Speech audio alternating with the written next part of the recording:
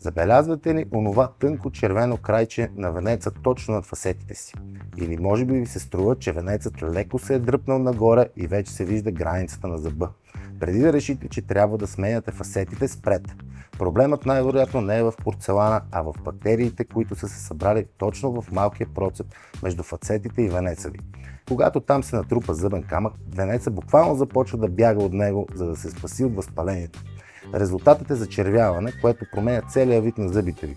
Добрата новина е, че не е нужно да сменяте нищо. В Dental Care Center просто почистваме критичните участъци и изключително нежно, без изобщо да докосваме или надраскваме самите фасети. Венецът се успокоява и се прибира обратно на мястото си само за няколко дни след процедурата. Тъй като сме в пак център, може да отмените това освежаване за 40 минути, докато сте по задача в мола.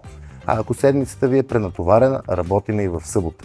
Качете се при нас на третия етаж, за да върнем здравия вид на зъбите ви без излишни разходи и без губене на време, преди малкото осветяване да е станало повод за сложна подмяна.